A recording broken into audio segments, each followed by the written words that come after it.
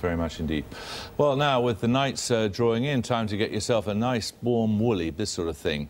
It's available through any of the 300 high street branches of Edinburgh Woollen Mill, and if you look close up on it, it says designed in Scotland, 100% cashmere. What the label doesn't say, we've discovered, is that it wasn't actually made in Scotland but approximately 4,000 odd miles away in Mongolia by North Korean workers.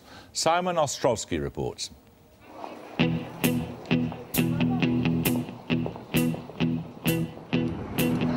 Edinburgh. Tradition. The castle. The little craft shops where tourists can buy quality products woven in Scotland, like cashmere sweaters. And then there's Edinburgh Woollen Mill, one of the UK's largest clothing chains with over 500 locations around Britain. I've just picked up one of their popular sweaters for £70, marked down from 140. Well, the label on this cashmere sweater says James Pringle, 100% cashmere and designed in Scotland. But what it doesn't say here on the label or on the company's website is where it's made. But if you thought it was woven by skilled Scottish craftsmen, you're in for a surprise. Those skills come from a little further away.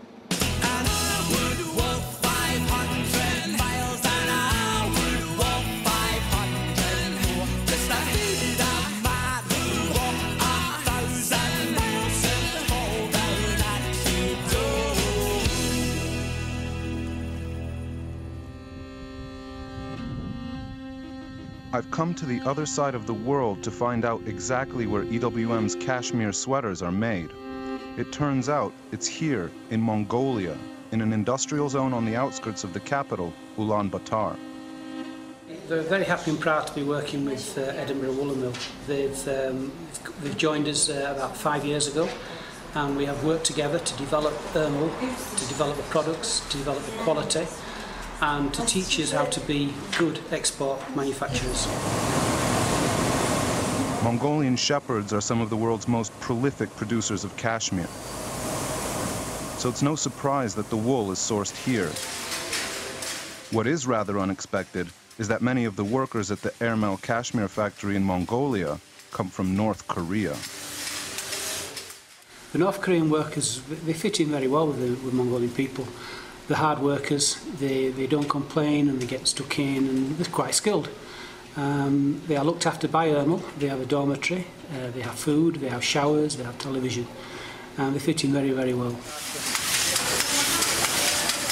They get food and board, but there's a mystery about what happens to their wages. At the factory, we were told that Ermel paid the North Korean government, not the workers directly.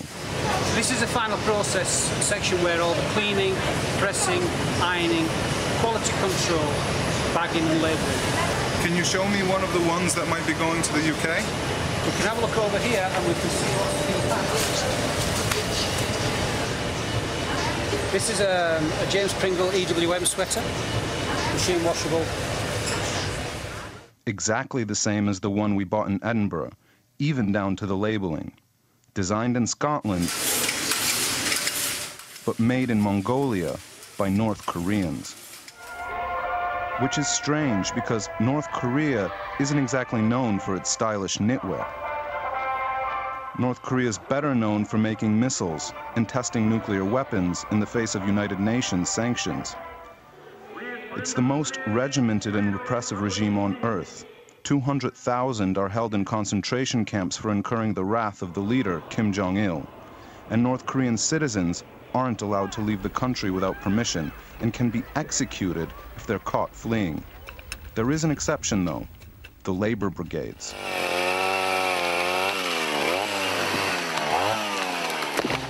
In 2009, I revealed on Newsnight a British-owned company which was using North Korean labor gangs to cut timber in Russia.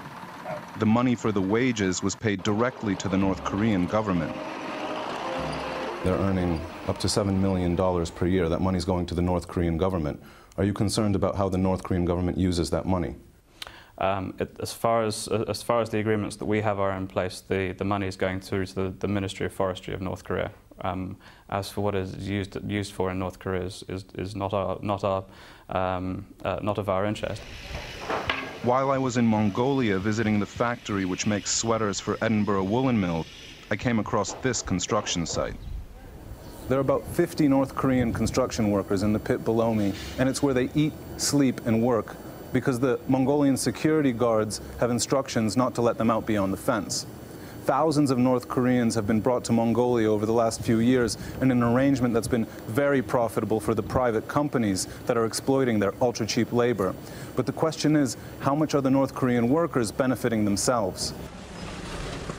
A Mongolian running a kiosk next door to the construction site told me he initially thought the North Koreans were prisoners because they were never let off the site. When I went back to the factory where Airmill makes sweaters for Edinburgh Woollen Mill, Airmill's director of exports told me that their North Korean workers were treated much better and they were allowed to leave the factory. But what about their wages?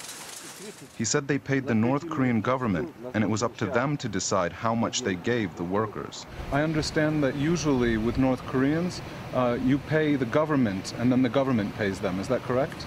We are transferring the money to the account of embassy. Maybe not the embassy, the light industry of North Korea. How they split, divide the salary, we don't know. The North Korean government is getting money from here. So North Korea was effectively exporting its workforce to raise money for the regime. So is this factory which makes EWM's sweaters effectively subsidizing Kim Jong-il? I'm back in Scotland to find out if Edinburgh Woollen Mill are happy about the North Korean connection. They confirm that the Airmill factory in Ulaanbaatar supplies them with cashmere jumpers. And Airmill confirmed that they were made by a workforce including North Koreans. But, to my surprise, Edinburgh Woollen Mill did not confirm what we'd been told about how the North Koreans were paid. They said Airmill had told them no funds are paid to North Korea or any North Korean agency. That's in stark contrast to what we were told on the ground, which was the North Korean government is getting money from here. They say all the wages are paid into the workers' bank accounts. Again, that's difficult to square with what we've been told in Ulaanbaatar. Airmill say their North Koreans are just people who freely left the country to look for jobs. Some of the workers of the Airmill factory migrate to Mongolia from North Korea to seek work. Again, that's difficult to reconcile with a nation which executes people for trying to flee the country. I wanted to talk to the North Koreans at the cashmere factory, but the embassy said no. I wanted to ask how much they earned personally from the arrangement. Then factory officials stopped us filming and escorted us outside. Edinburgh Woollen Mill told us labeling garments made in Mongolia as designed in Scotland is factually correct. But although there is no longer a legal requirement to label clothes with their country of origin, it's an offense to mislead customers about where a product is made. The Trading Standards Institute told Newsnight that on the face of it, labeling a jumper as designed in Scotland and not saying where and how it has been made could be in breach of the regulations to protect consumers from unfair trading. Well, that was Simon Ostrovsky. Now, the Defence Secretary, Liam Fox,